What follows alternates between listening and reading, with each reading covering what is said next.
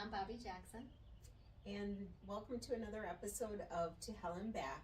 Today we're honored to have Emily Brandt with us, and we'll just let Emily take a moment to introduce herself. Thank you, ladies. My name is Emily Brandt. I'm honored to be here, and I've gotten to know these two. Tracy a little bit more briefly, but Bobby I feel so connected to. So either way, if I didn't know them or not, it's a privilege and honor to be here and to be able to share my story in a very comfortable, safe setting. I love that. And this is all about ordinary people living transformed lives. So, we talk to our friends and families and people that we just meet, and when we find a story we think is worth sharing, someone who's overcome and come out the other side of it, I find that very inspirational and always gives me hope. And I love that. So that's kind of what we want to do today, and have Emily tell a little bit of her story for people to hear. So, do you want anything to add, Tracy? Yeah, I agree with Bobby. It's just when people share stories, it does create and stir hope in others, especially as you relate to, maybe something Emily will say today, or, just a portion of her story can bring such, you already said it, Bobby, like inspiration, and sometimes, we get stuck thinking, I think a big thing is we get stuck thinking we're the only one, we're alone in this, but to hear that somebody else has been through it and has overcome or has healed through that experience can be really, really sometimes a pivotal moment in somebody's life. Yeah, totally agree. So I guess, where would you like to start, my dear? I guess by acknowledging you guys saying that it's like a more inspirational, whereas I'm thinking, I don't know if it's really that much of a story. Like it's just who, I don't know. I don't really see it as. So I guess thank you for viewing it that way. I do, yeah. I wouldn't categorize it that way, but maybe that's because I have to function that way, or maybe I need to embrace that and honor myself that maybe it is transformative or inspiring. I didn't really see myself as a trendsetter of any way. It's just like figure everyone has a story. Yeah. But not everyone is willing to come forward and share their story, and I think that's because they're still healing, maybe. And it's hard when you're still healing to come forward with your story. Yeah, and then on top of that, once you get to the point of healed, I mean, it's never. It's forever. You're healing for the whole life. For the whole time we're here. Yes. Eyes open, eyes closed. We're still healing. It doesn't matter. But when I to this point where I'm looking back at it, I'm like, oh yeah, that is a part of how I came to be here. So I don't really acknowledge it as much. Mm-hmm. Not in a way of like an avoidance, because I can see where that would be viewed as like, oh, you don't talk about it because it's not an avoidance. Mm-hmm. It is, oh, that is a chapter that's closed in my life, and I honor it, and that is how I came to be where I am now. So that's where I am now with sharing my story. It's like, oh, I have to open that chapter back up, and that is part of how I got here. But I don't really think about it too often because I have to deal with every day, stuff, shadow work. Also a forever healing journey. It is, yeah. I think that's an important distinction you make. Like, just because you don't talk about it every day, and why would you really? But it doesn't mean that you're avoiding it. But really, it's not in the presence. It's not who you are at this moment. It formed who you are in this moment, but it's not something that you're defined by. Right now. And I like that actually. So I do too. So, do you want to start with childhood, or do you want to start with lessons that you've learned that have gotten you where you're at today? I guess I would start with childhood. Yeah. Because that's kind of like the first memory. I mean, the first memory I have, I don't know if you guys remember your first memory, but my first memory, I wanted to help my mom bring in the milk from outside. This is back when it was like still in a glass jar. Oh my God. Like delivery. Yeah. Okay. And I was maybe 4 years old. And I dropped it before I got to the house, and I was screamed at. It was just like really that was my very first memory. That's not really traumatic. Like it can stick with a person as a first memory, but at the age of 5 is when, pardon me. Oh, look at that throat chakra being all embracing it. We can do this. We can do this. You're okay. Safe space. Yes. Is when I would say it turned darker, and it went from like child molestation within, obviously with my family, so sexual abuse, and when I turned to that one person that you're supposed to, like you're protect your mother, this would be your instinctual protector person, to help out, even as an infant they cry, the mom feeds, like, and it was not that way, and so it started with being very pushed off that I was lying. I don't know why a 5-year-old would lie about that, or even think of the concept of the things that I endured as a 5-year-old. And I was very specific on, this is what happened, and I was told I was basically a liar because that was just tickling. It was very hush-hush, very under the rug, never got addressed, never had an apology, an explanation. Now I know, like, we're curious, we're, it's, and I'm not upset to the point with that, enduring that. It was more going to my mom for help, and just not being heard at all. Right. And then I couldn't trust the one person who was supposed to be like, this isn't right, you are sovereign, you are empowered. Like, and I can't really tell a 5-year-old girl that. And you could, but like, it's not gonna stick.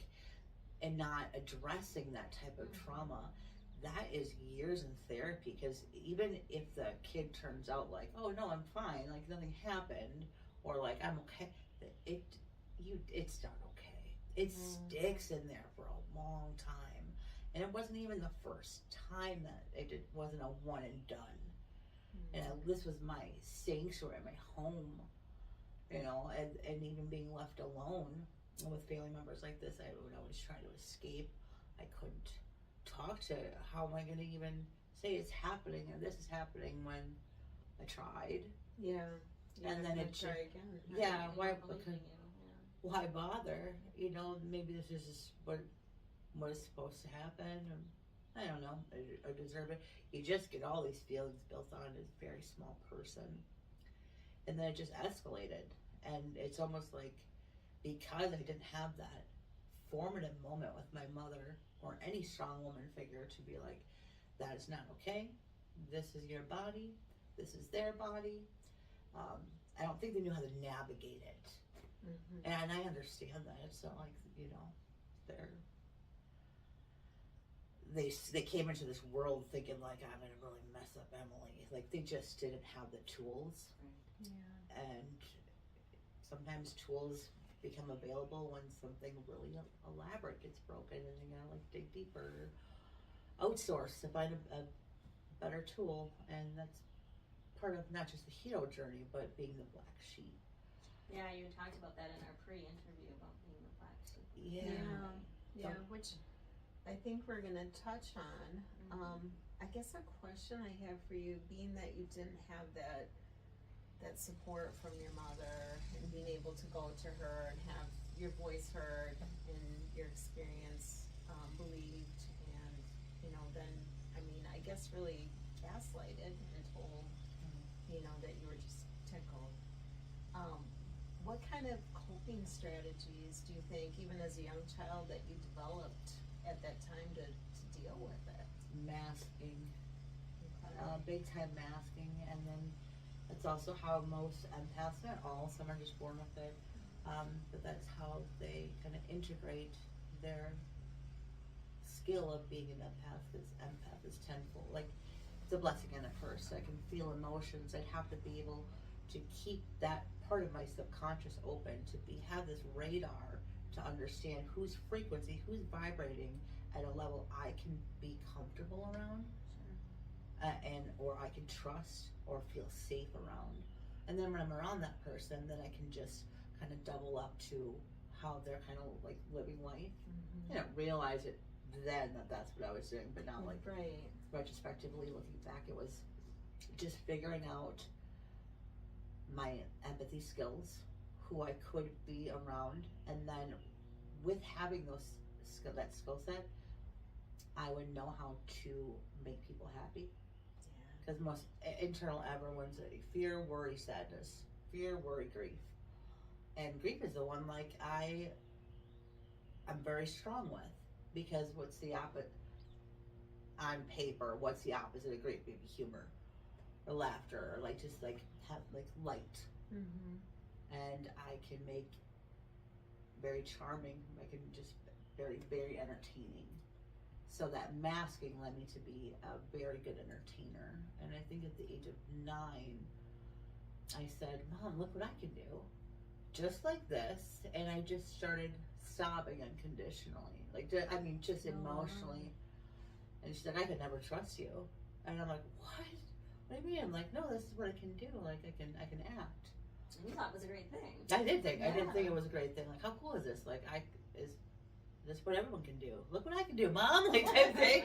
Yeah. I thought it was something to show off. Like, but it was from my trauma. I formed this ability to mask and transform my surroundings, and I turned it into entertainment. And later on in life, I got into drama, and I did bring out like the emotions and like the tears within acting. But So you did professional acting. I did. I was very much involved with theater.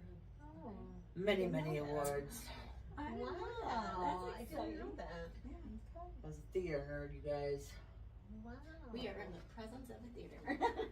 Welcome. I love that. But you took what you were dealing with and you put it into something constructive. Yeah. In the theater. Yeah, I didn't sit with it.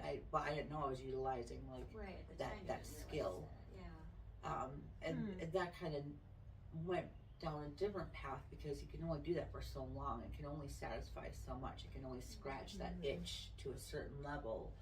And then I started going down a very rough road of self-medicating any way that I could. So what roughly, like what age was that when? I'd probably say maybe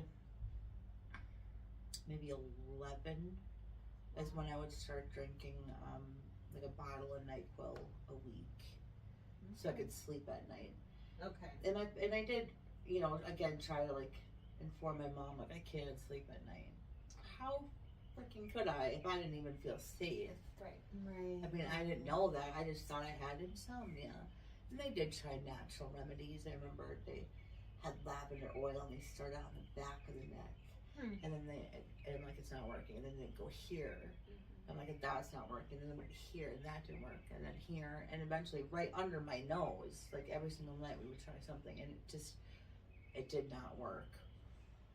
So it was all like just over the counter Benadryl and NyQuil. Okay. They didn't even realize I was just blowing through it all, because there's other kids in the family. Like everyone's sick all the time. Yeah. It's Yeah. easy if they're in survival mode and Yes. they're not dealing with their own shit. Pardon my French. I get it. They're dealing with theirs, so they're not paying as much of attention to All all of of the the things. things that the kids are doing. Right. Right. And then once that wasn't scratching the itch, I went even further, and there was even a point where, I'm not sure what age, but definitely teenager, I just took a whole bottle of my father's prescription. I ended up getting my stomach pumped. Wow. I had to go in, and this might really mind knowing me a little bit. When I woke up, after my stomach being pumped, I was in St. Mary's Hospital, and I just remember waking up and seeing a cross, and I said, where am I? And they said, we're here in St. Mary's Hospital, because this is a Catholic hospital? And then they're like, yeah, and I believe, Lord forgive me, angel spirits, all above ancestors, I think I spat at them. Oh wow. And I said, something, maybe I didn't, but I mean, in my memory, I was just appalled and disgusted. Like, how freaking dare you bring me to a place that has anything to do with God? Oh my God. Were you raised religious? Yeah, like home? Lutheran. So I Okay. would say like the blue jeans of religion. Very relaxed. I was Lutheran and Protestant, so Yeah, I mean, Yeah. a great foundation. And I went all the way through. I was confirmed. I did Sunday school. I ended up teaching Sunday school. 3rd grade boys. Like, I mean, I was very involved, and especially when it came to the Christmas pageant, because I could help direct, like help, you that know. would have been up your alley. Oh yeah, so yeah, well, creativity. yeah, and then kids, because they're so Oh. pure, and there's angels, because they're not tainted yet. There shouldn't be. It shouldn't be, right? So, I'm going to ask a hard question. When you took your dad's medicine, meds, were you, I mean, consciously trying to end your life? Yeah, many attempts. Okay. It's hard to, I had no like real coping mechanism. They brought me to a therapist once, and I kid you not, may I shake your hand? He shook my hand like this, and like, it was just so cold and callous, and I remember the very first, and I'll show you how it was like this. Wow. Why are we on the pity potty today? That was his phrase, like that's how he opened it, and it was, wow. first, why are you bringing me to a man? Like, Right. That's part of the problem. it's part of, Yeah. yes, or just not part of my solution. Right. Yeah. And it didn't work. And I remember there were times where I was I was crying out for help, and I was just like slicing up my arm in front of my dad, and that's, I don't know, it's kind of all jumbled. I think that was after maybe the pills.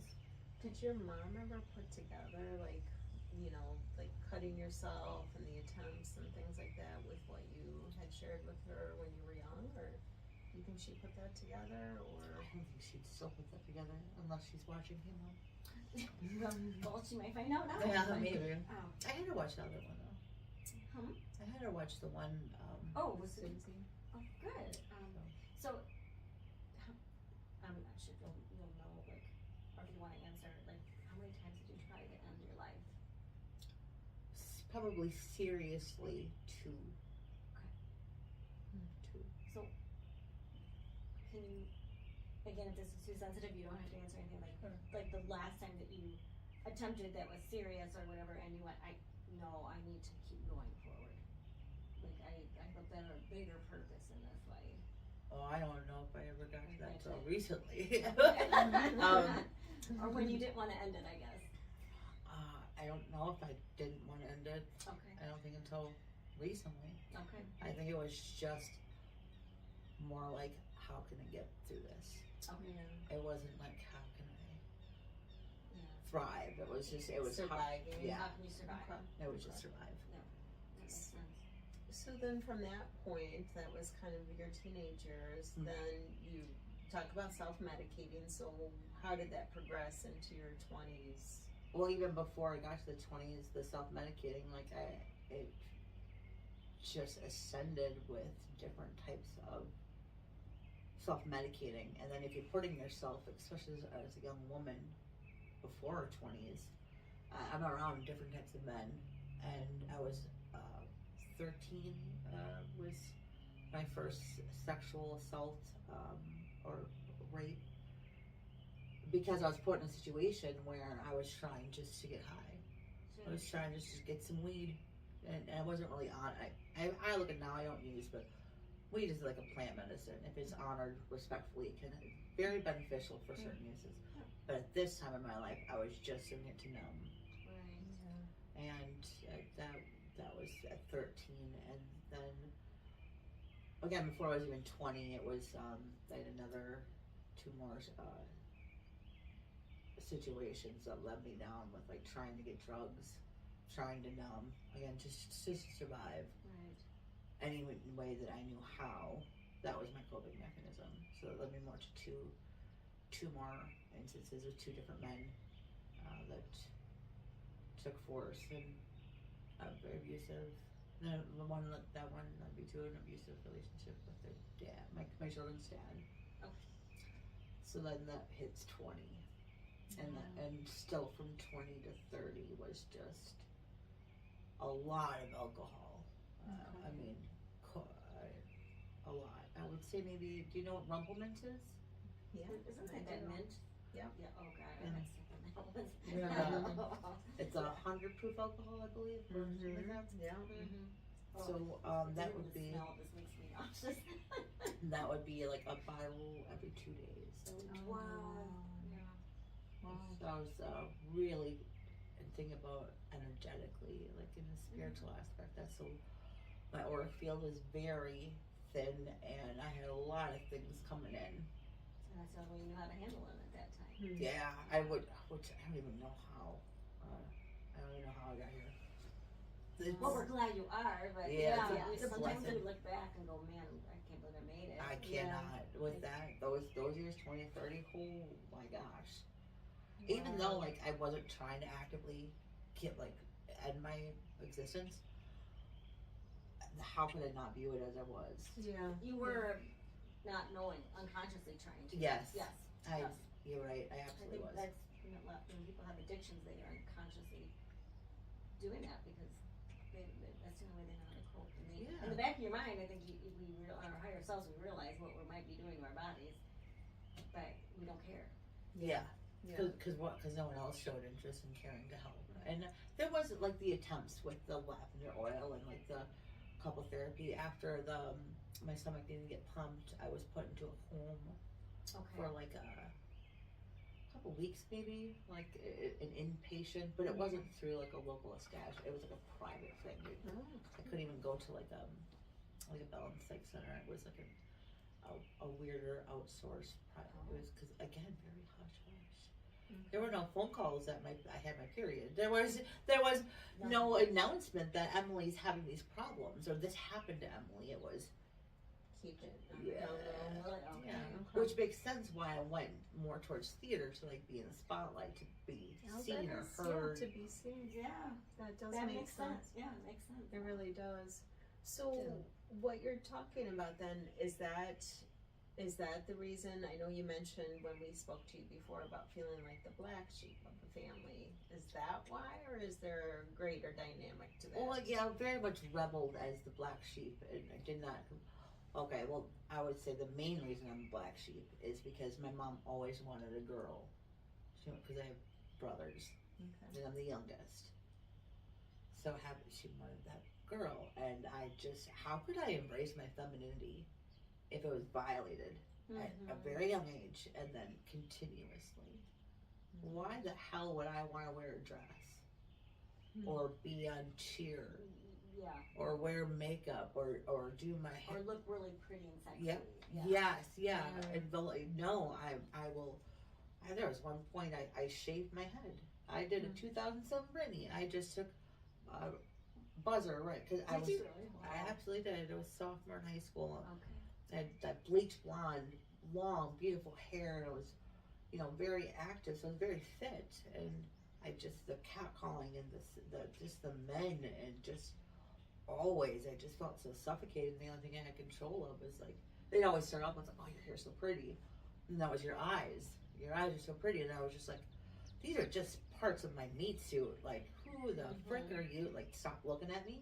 Here's a reason not to look at me." And I just took it right to the scalp, and that really good. She did not like that. My mom did. No. So speaking of high school though, like, did you have any friends that you were able to trust to talk to about what you were going through, or did you kind of just keep it all to yourself? I did open up to a few close friends, and you realize like the people that you energetically felt safe with, it was because they also had experienced some type of Something going on. yeah, like where control was taken away. And very significant in a sexual way, and so those were more people that I just instinctively knew that I could be safe around, and maybe 2 people I told in high school, and then like 2 boyfriends I think I share, because they're gonna have to know like why I'm just now about wanting to be intimate, like Yeah, for sure. So, I know we're skipping around a little bit. When I think of something, I don't want to forget. So you talked about the one gentleman is how you got your two. How many? You have two girls, right? Yeah. Did you get married or? No, but I was with him for almost 8 years. Okay. Okay. And that was very, very abusive. Don't want to go too much into how much the details on that part, just because I don't want my children to come across it and have different views. Sure. They are already well aware of the type of person that he was meant to be in his role in this world, and along with his anger and control and his violent tendencies and alcoholism. They've witnessed enough, and I don't think that sharing my story, if it ever got into light, I don't want them to see that part of it. But that was very abusive. I think the time where finally the wheel got squeaky enough where I'm like, this guy, I need some oil, because the squeaky wheel gets the oil. It took 8 police officers to take him down, to get him off me. Very, very, and very loud, and very deep voice, very aggressive, Intimidating. very, yeah. And so even to this day, when my children hear a man that has that same tone, It just probably brings back those memories. it's a huge trigger. Yeah. And they don't even know, they've experienced their own stuff, but, epigenetics, so, my genes are within, Yes. their body. So they get triggered subconsciously. So that was a very long time. I tried to make it work, but it just wasn't in the cards. Yeah, and it had It's not always in the cards. yeah. There's everything happens for a reason, and I wanted better cards. yeah. New hand. Yeah, new hand. Dealer, hit me. Yes. So that went into your 30s. So what was the turning point, or the turning around point where you found, I guess, Reiki? Yeah, my light. Your light, and how did that whole process come about? I was very sick. So with my empathy, it comes because it is so outrageously amplified, I feel. I can actually, what's called a physical empath. Have you heard of that term? Know of it? Yep. Like when others around you have a cold or something, you start You developing get those that. symptoms too, because Yes. you empathize so Yes. so greatly with Yeah, them. yes, literally my body with it, which helps with Reiki, so I don't know what area to go and work on. Yeah. But before I got to that point, who I was with, the guy I was dating for a very long time after their dad, had very repressed, is it anger with the kidney? Yeah, anger. Okay. And I went into kidney failure just from being around him. Wow. Just from physically being around him. Yeah. And once I got to the hospital, which my family never came to visit me, I'm in active kidney failure. I'm in the, once you're going into kidney failure, you have to be there. They don't just check you in and oh, you're good, you'll be fine, and get sent home. Yeah. You're there for a bit. So after, family saw me, and then I was away from him that I was dating, I was fine. I was, couple, not even a week, I was fine. I was like, what the heck? Why would my body do this? And then I went back home and I was around him again, and I was in so much physical pain I couldn't roll over on the couch, which means I certainly couldn't walk up the steps, which my activity with my children just plummeted. Because, if a person's not working on becoming better, I can't work on, it starts with that one person, but I was around someone who was not aware or wanted to change for the better. And then I'm like, okay, well, why am I always so sick? I remember my nephew asking me, don't you want to be better? Don't you want to be able to work? Because they'll label you with all these autoimmune things. You have lupus, you have fibromyalgia. I had this weird diagnosis. I don't even know how to say it, but it's an autoimmune disease of your bladder. Which is very painful, by the way. Healed it. But, But they try to make you believe all that. Yes, yeah. And labels, so even when people talk about, I have this physical symptom, and now I get information right away, I'm like, oh, it's actually this or this, because your body stores things that need to be processed. Can't tell someone unless they're ready to hear that, though. So that's a different story. But I was very sick for a very long time. Got to that point of like, what can change? Yeah. And I tried Reiki as a Hail Mary, but even before I got to that, I had a freaking cardinal I swear, Bobby, it was trying to commit suicide. It was flying into the window aggressively, so much to the point I was worried about this bird. Wow. And how can I make sure that it's not hurting itself? And I put up tin foil because I thought maybe the reflection would help the bird. I started Googling, like, why would this bird be trying to get into the window? Was it like separate days or all in the same day? Every single day. Okay. For months straight. Oh my And I have videos and I have pictures of this because I'm like, this is just weird. And the more I was like Googling, how can I make this stop? It was, you're seeing cardinals. It's the second spiritual. Someone's trying to get your attention or let you know that they're there, and like really just it wasn't pestering because it was like, but it was very real. And then that's when I'm like, okay, well, spirituality, looking for signs, angel signs, and cardinals, and this is my last attempt. That was my Hail Mary of like just throwing it, because it was either try something unknown, which I knew nothing about. That's what I was going to ask. Like, did you have any spiritual background at this? I mean, Nothing. other than your Lutheran upbringing? No. Nothing. Okay. At all. I didn't know anything about the woo. How did you how did you find out about it, or did someone tell you about it? Did you go try or? Well, besides like with the Googling,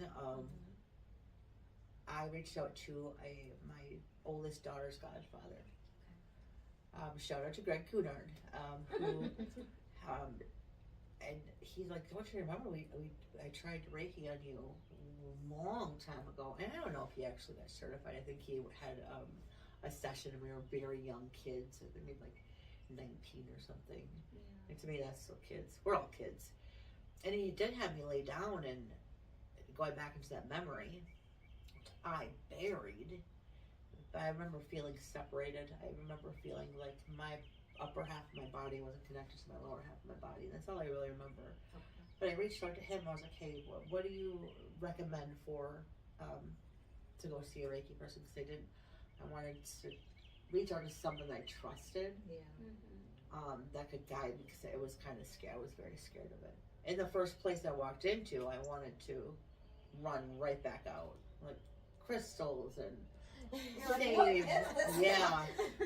Not only like, what is this shit? But like there was a man behind the counter. Oh. And so like even with it, so it was double amplified, and I was on my own. And I knew nothing. I mean, I was completely exposed. Vulnerable. Yeah. Not even knowing what's gonna happen, right? Yeah. Like what's this session gonna be like? Yeah, is it witchcraft? Is it voodoo? Is it dark? And because my parents, like, I can't even say the word alien around my dad. Like, yeah. So spirituality, even in my very, very formative years with this, bringing it up to them, it was just blasphemy.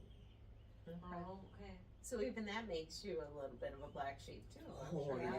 Yeah. Yeah, I got told like, how dare you? I think he said, how dare you call yourself a master of anything? When I was so proud, and I'm like, when you got I'm like, look at the lineage, and like, let me share this like really proud moment, and give you a little explanation, and it was, how dare I? Well, I freaking dared. I was a black sheep, and I owned it. I really had to lean into it and be okay with finding my God within, finding not only the divine masculine, but honoring my divine feminine. And it was a struggle bus to get there, but it got there. Do they still? I don't want to lose track of where we're at, but to this day, do they still believe that it's blasphemy? Yeah. My mom has very much opened up to it. I gave her a few sessions. Okay. And I tried with my dad very briefly in a garage just to give him Reiki on his lower back, which his man is like battling cancer or fought cancer or whatever. Like, Well, I want you to just be at that point, like, okay, my daughter, I trust her, and like, Right. I tell people all the time, the worst thing that will happen is you fall asleep. And that's I sometimes I'm like, that's what your body needs. yeah. You know, Yeah. that's what happens. Like, Yeah, and that's honestly, I feel very honored when that I do happens. too, because then they fully trust you. They're Yes. very vulnerable. Yes. And Yeah. the healing's still gonna go where it needs to go. And that vulnerability, my first session I gave my mom when she came to afterwards, I was talking to her and she said, you know, as I was laying here, I thought to myself, oh, you know, if Emily wanted to kill me, she absolutely could right now. I'm like, what a weird concept. Right. Yeah. Well, thanks. It's like, this is the absolute complete opposite of that. Yeah. Not only for you, my mother, but like for anyone that would lay upon this table, like that it's like that wouldn't even be a thought ever.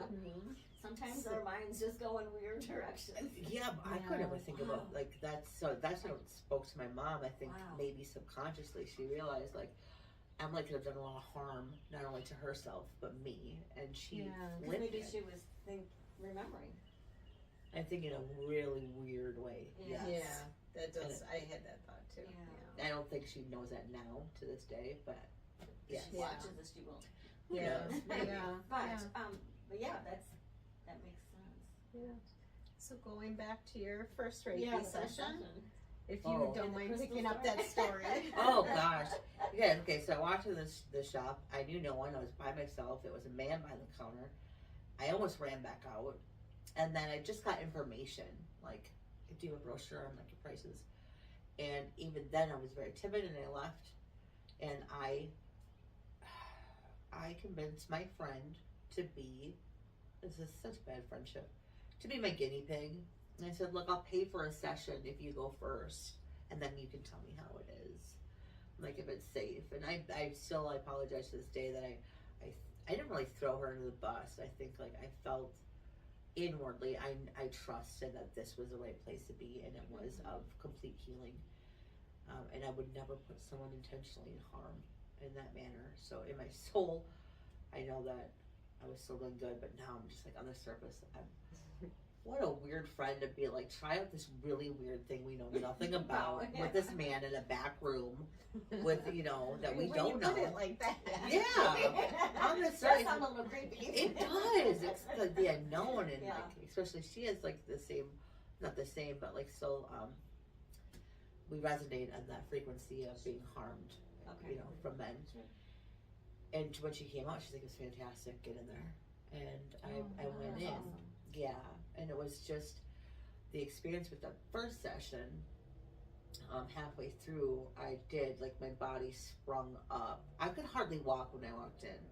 Like, by the way, like I had these knots, which I'm still working on. But like I was like limping, and I could barely move my right foot to my left foot, my gas pedal and my brake pedal. Like it was that I had that much pain, my root chakras, so like my lower half of my body. And when I was done, I do remember skipping around the whole store. I was like, Amazing. but halfway through, I did that. Incredible. It was, and I just shot up halfway through. So before my feet even hit the floor, my body felt all that release of that physical pain it was storing. Mm-hmm. And I just shot up and I said, this is what I need to do with my life. This is what I need to do. Like, there's no question about it. And then when I even got off the table to feel my body even full more, I was like, oh, how do people not know about this? Right. Why You are we wanted not? everyone to know. We need to scream this from the rooftop, write it on the water tower, whatever we gotta do, everyone needs to know about it. And that's how I knew, like, that's what I was meant, like, we're all meant to do, but that's specifically, like, what I meant to do. Yeah. Part of the journey, anyways. Wow. But it, like, everyone kind of does those sessions and healing modalities in different ways, and there's different formats and different people doing them, and it's not always the right fit. Because my second session was not for me either, and was with the same person. But it did not go well. Okay. But that doesn't mean that was still not for me, because I still, the service and being connected and the healing is still what I resonate with. But sometimes the people that are delivering it might not match, and I'm so sensitive and intuitive now from these experiences that I know how to navigate better. Yeah. And which led me to this gem of an angel right here. Just a lady. Thank you. Oh no, thank you for existing.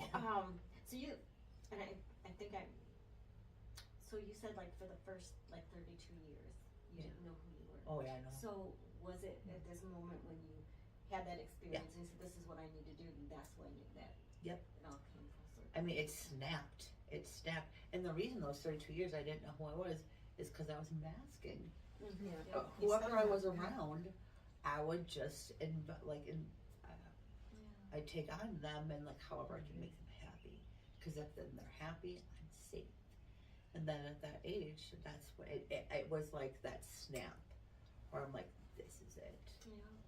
This is It kind of you mean because like growing up, I always loved to make people laugh, and I still do. Like I just love to hear people laugh. Yeah. But it's also a mechanism. Like, well, if they're laughing, then it's okay. You know, like I don't I'm want you to be safe. sad. Yeah, I'm safe and they're happy. Yes. If they're in a bad mood, I don't want to be here. Yeah. Yeah. Oh, I relate to that so much too. Yeah. So what advice would you have for somebody who would say, I'm 40 and still don't know who I am or what, what my purpose is or, what I'm here for? Do you have any advice for somebody in those shoes? Oh yeah, just like lean into the questions. And it's a very Socratical method of like why ask why, but if you just keep asking the questions, you'll get the answer. Yeah. Guarantee if you just ask it and sit with yourself, you will find it. But to get to that point where you even feel safe enough to calm yourself down to get to a meditative state, if you just ask those questions, you'll be guided. The universe will guide to wherever you need to go to get to that point of finding the God within. But in order, not always is it just boom, you get there. You're gonna have to try different. Right? Yeah, you gotta experience it all a straight line. Oh no. No, it's like that. Yes, Yeah, it there's is. nothing Sometimes you linear. get that fork in the road. Oh my gosh. Yes. Yeah. Yes. But I would just say really lean into the questions because questions. If someone's not really fully embracing knowing thyself, and which will be changing forever, every day, every moment, every second, you have to be able to feel comfortable and safe enough to speak your truth. And if that's been repressed, even by like physically, I was strangled. Even just that concept of speaking my truth, I couldn't at all. But I could ask questions. I could, journaling. Yeah, that was going to be my follow-up question was journaling. I know for myself, like when I didn't have a voice for so many years in my marriage, journaling was the way You had your voice. I had a voice. And did you do a lot of journaling at this time when you were asking questions? Would you suggest somebody? You didn't. No, I went the opposite way. I'm like the opposite person. So even like when it rains and like old ladies are like, oh, my knees hurt, I get energized. I am out in the garden when it's raining. I'm like, I'm just the opposite. Journaling is very important, and I do incorporate it in my everyday life in the beginning of the day and the end, because it is very vital. But no, I did not, because I didn't feel safe enough to even verbalize it or have even a pen to like grab and like a notebook, like for me. There was a point where in my relationship I said no to going to a party. Like he wanted me to go to a party with him. I'm like, no, I want to stay home and meditate. And it was like this explosive thing that I couldn't even. It was a really big fight, and this was in my home where I didn't even want to be a part of where he was going outside the home. Right. So no, I couldn't. I didn't feel safe enough to even have a notebook to journal. Oh wow. It was just stuck in my head. Was it, do you think looking back, was it that you were afraid he was going to read the journal and know your inner thoughts? And I think I was afraid of my inner thoughts. Okay. I was afraid of facing, oh, this did happen to you. Oh, this was repressed. This family member and this family member and this family member all refused to help you. Everyone in your life didn't embody who you are. So I didn't put that on paper. I couldn't even adjust it in my head to like get to my heart chakra and out my hands on the paper. It was unfathomable to me. Yeah. It got there now. Yeah. Like, I have to look at myself in the morning every day before I leave the house and tell myself in my eyes, I am confident, I am safe, I am whole, I am worthy. And I repeat it for 90 seconds. But this is like little things you gotta do to be able Affirm your, Just to ground in it.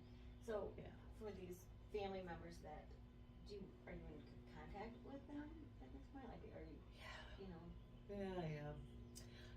But I did realize very recently that cord cutting is necessary for the rest of my life. Every day. Every day I have to do it now with certain family members. And especially if I talk to them or their name gets brought up or anything, because that cord roots are so regrow.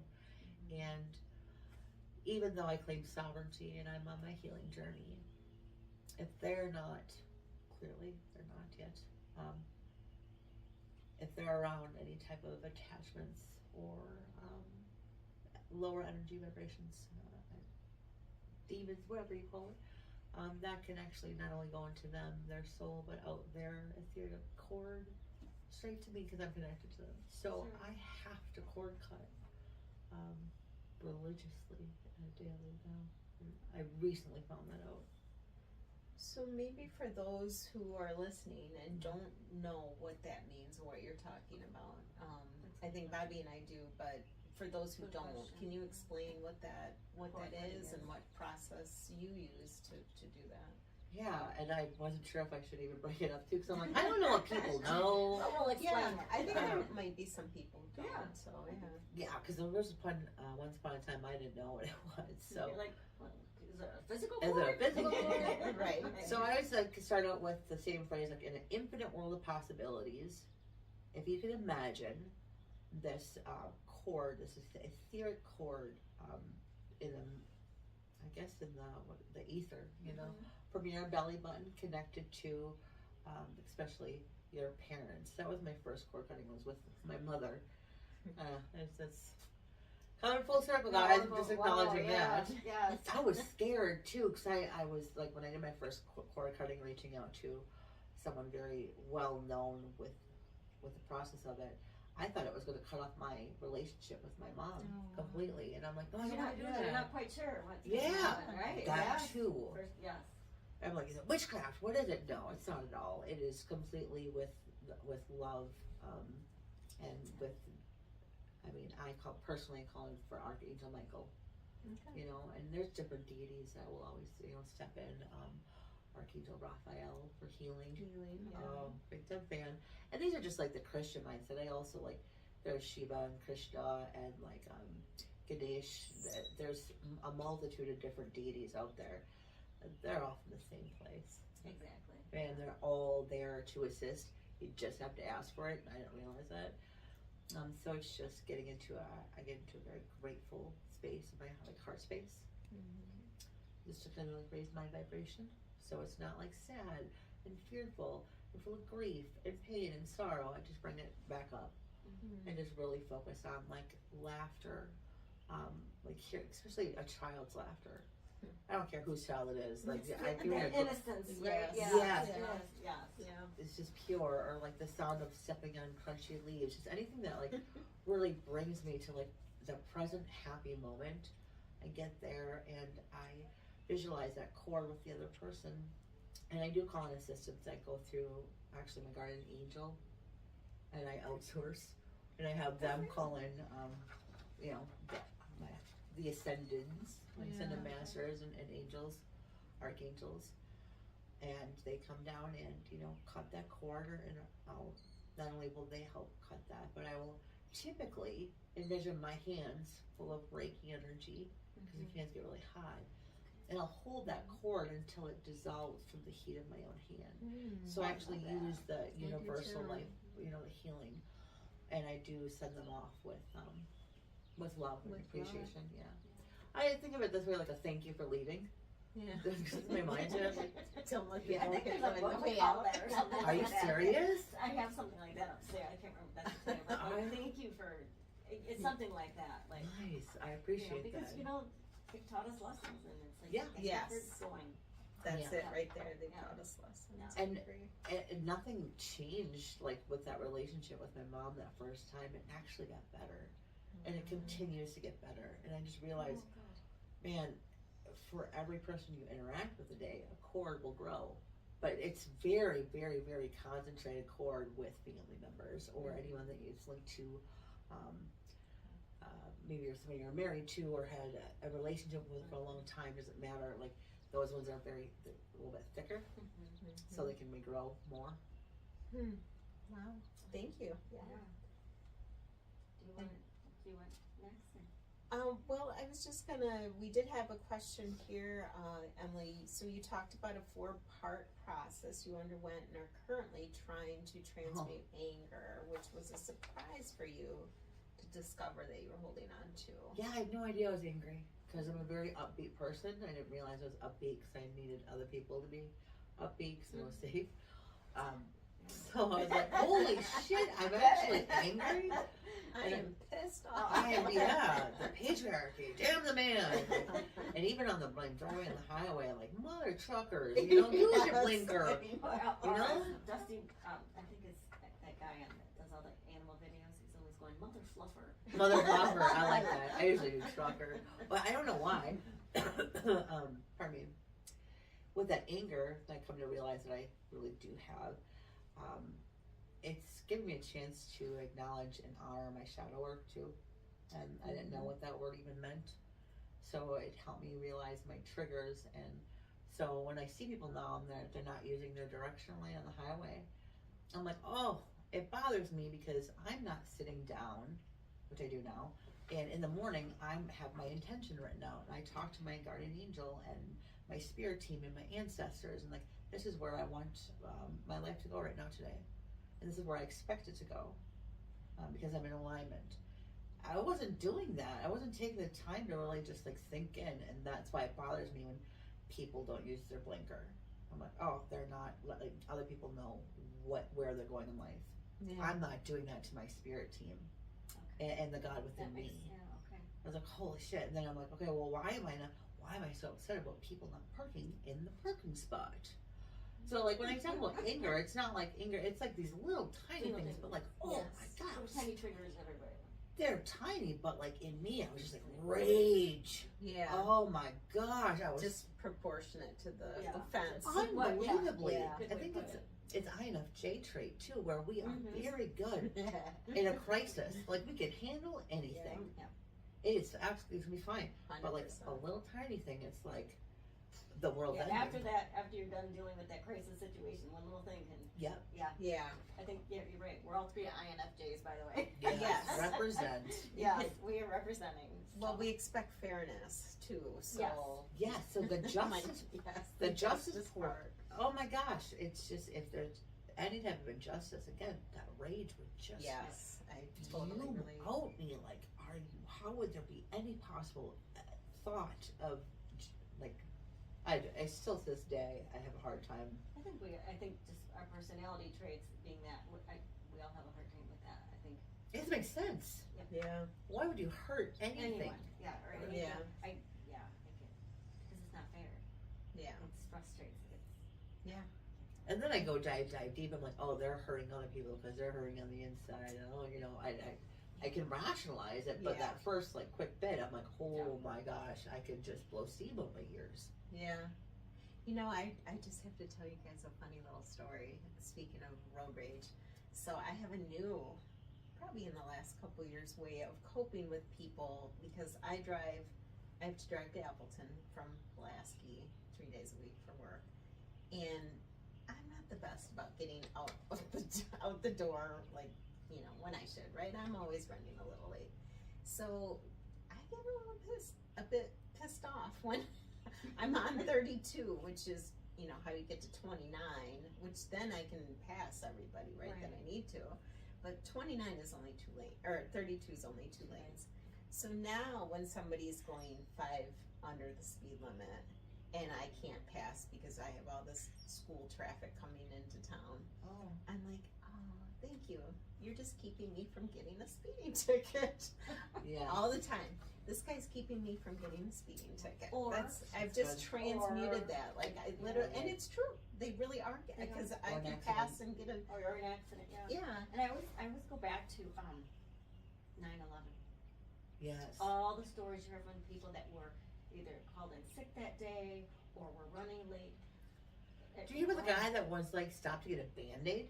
Did you hear about that one? No. He had like was getting a blister on the back of his heel, Okay. and which has never happened before. I never had problems with his shoes, but this day he had a random blister on the back of his heel, and he stopped at a bodega on the way Wow. to get a Band-Aid. Incredible. So instead of getting mad, like, why do I have this blister? Like, ow, pain. Oh, that was, thank you. Yes. Thank you for this blister. Wow. But I kind of do the same thing too. Like sometimes I get frustrated if I don't get out the door in time, and I'm like, okay, well, I'm at least doing the speed limit, and if they weren't there, I would be probably speeding 5, 10 over, and then Yeah. you know, Right. it's always me that would get pulled over. No one else would fly by me. Yeah, yeah. I got pulled over recently, but by the way, but Take it offline. yeah, it was for my seatbelt. Oh. And so I'm like, oh, Look at so our ticket day. it was, it's all lessons. So even like and you're doing a great job transmuting, like the whole, your anger, like, you know, Yeah. because it is true. Yes. But it's also like that shadow work, like,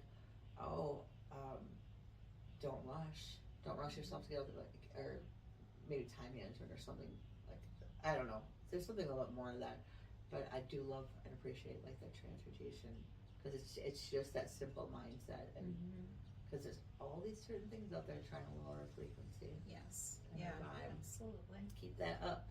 Yeah. Thank you. But the 4-part process, I mean, that for my anger to try to deal with it, it's super simple. Like for my process, anyways, it's Reiki. You know, like obviously it's my lifesaver. Ho'oponopono. Which you might want to explain.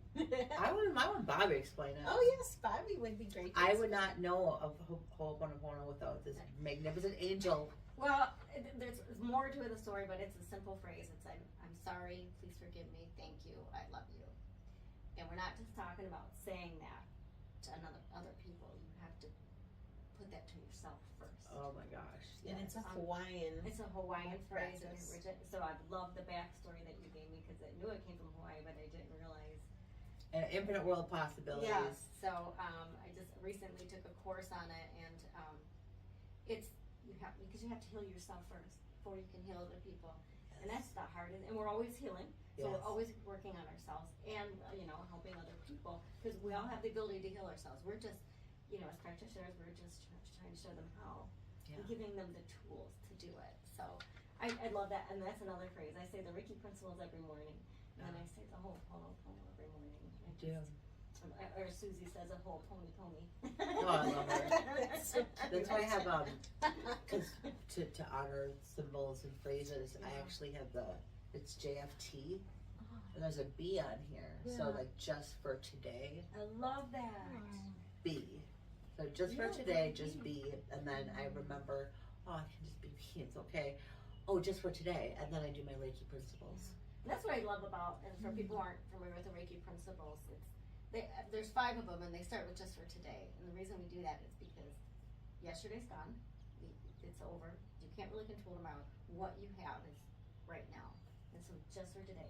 And it's okay if you can't. One of the principles are just for today. I will not be angry. And 5 minutes later, something may set you off, right? Oh yeah. But that's where you bring in the whole Ho'oponopono. Like I forgive myself for that. It's okay. I'm human, and I'm learning those lessons. So yeah, they really go hand in hand. And one of the meditations I did, this was a couple years ago, when Runic first opened, was combining the Reiki principles with Ho'oponopono and how they each fit into each other, and it was so good. I don't know if I saved that or not. But that sounds wonderful. That one changed my life. Yeah, I love it. Okay, so that's number 2. Yeah, that's 2. That's 2. Just keeping track. Music. That's like, I think that would have been like my first one. I didn't realize I was going to music very much. even before all this, I would go to music. I remember having like being in the middle of my cyst bursting. I don't know if you ever had an ovarian cyst. It's extremely painful. I've had friends who've had it. Yes, I I've have heard too. of it, but I've never had it. But yeah. It's outrageous pain. It doesn't last. It's like an hour, maybe hour and a half. But it's outrageous pain. And I would just put on music and just go get through it just with music. I'm like, oh, okay. So if this can help with my physical pain, it can also help with my anger. And there's a very specific. Well, it's frequency within not only the notes but the words being spoken. There's a very specific band that just is just as influential to my life and my healing as Reiki is, and it's a band called Nako Medicine for the People. And any person it will change your life. It is medicine for the people, for all people. It's incredible. Are they like local or? No, I want to see, where is he from? He's a different tribal member. At first I thought he was Hawaiian, from Hawaii, but not from here at all. I want to say maybe they originated from California. Okay. But and maybe there's some Hawaiian members, or maybe he lived there for a while. I don't know the whole backstory. I just know the music, and I just know the music, and that is an everyday thing that That's awesome. I love that. very I'm much. gonna look that up. I know, right? Write that down before she leaves. It's just monument. And I come from a very, very musical family. Music is very thick in my lineage. So if I'm given so much, it's huge. So that's 3. And then the 4th one, it's I do art. She's very talented. I love this. This is what I hear. She's really creative. Art therapy. Yeah. So if I just sit with something and I don't know necessarily what I'm going to go with for my art therapy, or why, it's typically anger, but sometimes it's like pain or sadness. And then once I'm done with the piece, then I realize, oh, this is what it means. This is this, and it's not just like a painting. It's all sorts of different stuff that I do. Currently Different mediums, you mean? Art mediums? I took a globe. This is actually a really cool piece, but the big, like a globe, like a school globe, or whatever. Yeah. And I took a soldering thing and I just burned out like a chunk of it, like someone just ripped off the side of it. And on the inside it's all moss, and I have different bark I picked up You naturally. pictured that on Facebook, didn't you? No, this No, is this is different. this Okay. is a secret project. Okay. And there's Cool. I like bark that. on the inside for the second layer. Okay. There's a gazebo in it, and it's to represent that not everything is as it seems, and sometimes there is a world within the world. So there's a different world within inside you. So it was me going deeper into myself. It's this particular piece. It's really cool, by the way, though.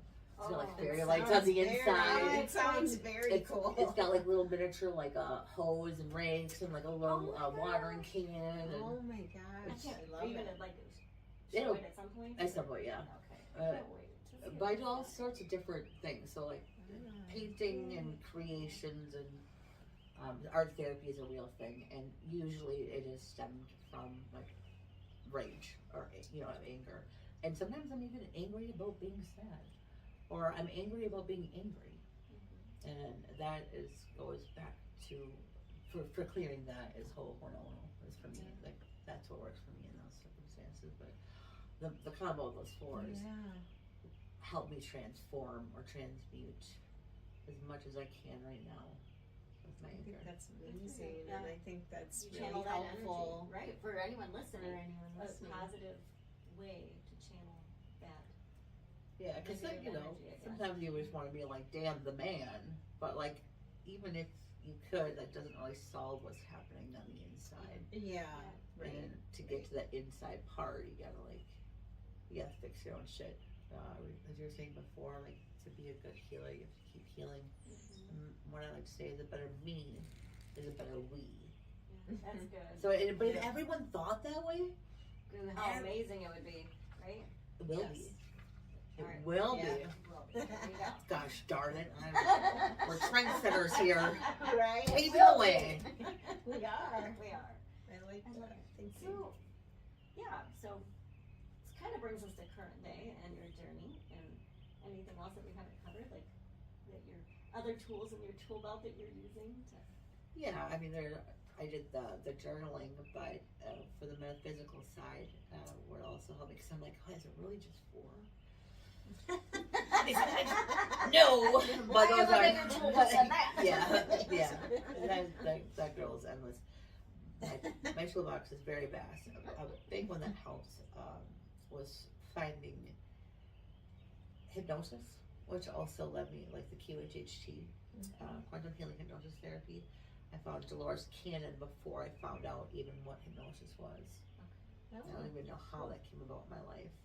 I had a lot of, during that time with that cardinal, my ears were ringing constantly for like 6 years, or it could be that. It could also be in infinite world possibilities, getting downloads and messages from ancestors and spirit guides that my mind and hearing can't comprehend, and it kind of amping up my vibration, because then we get to a higher vibration of peace, love, harmony, just like what we would think heaven would be like enveloping us, with. Get to as close as possible. You can actually tap into what's called the Akashic records, and there's different ways to get to it too. This is how I've been taught, and with a simple prayer, because words have vibrations, thoughts too. And accessing those records, and getting the perspective and wisdom from the record keepers is what also helped me transmute and understand a lot. So you can also like do the hypnosis, or you can dive further into. Did you do a class on that? Yeah.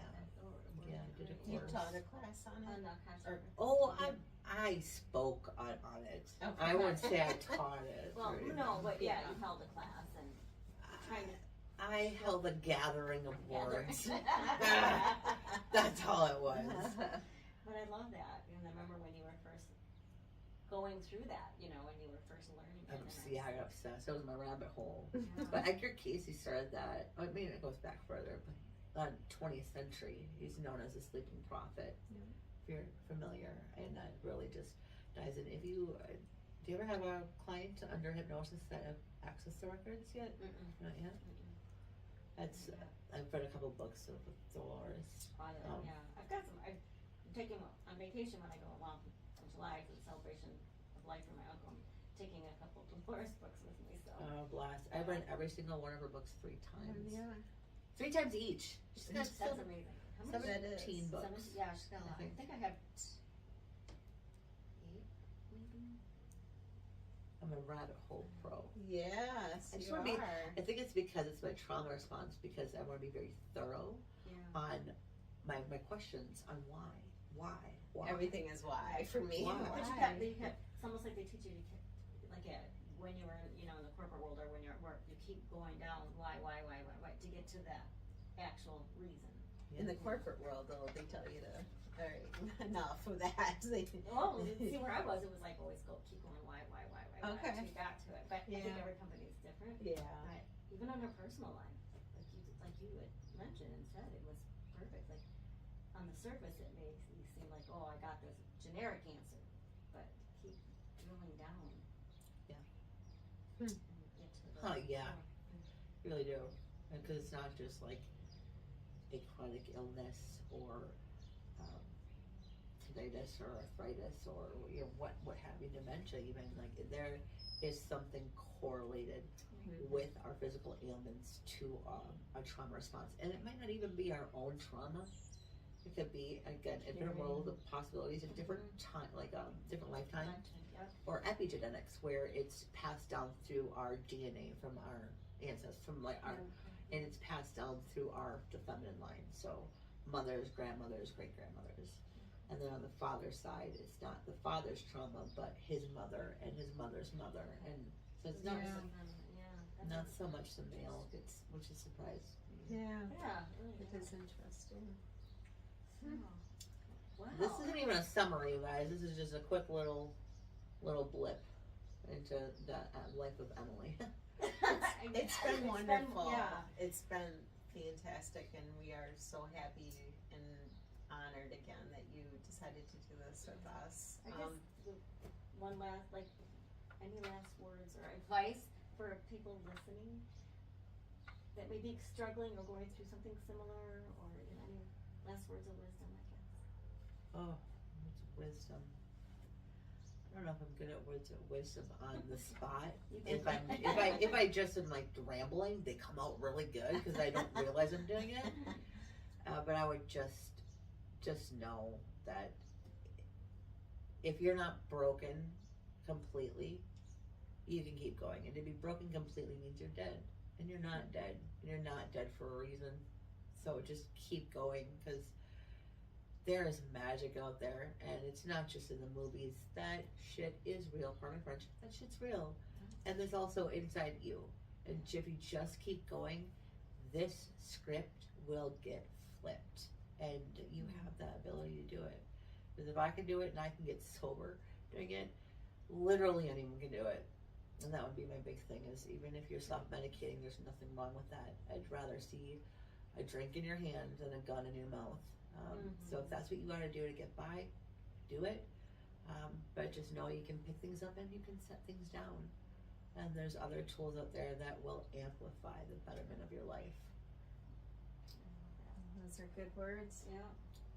Thank you, Emily. Thank you for joining us today. Yeah. We appreciated the time.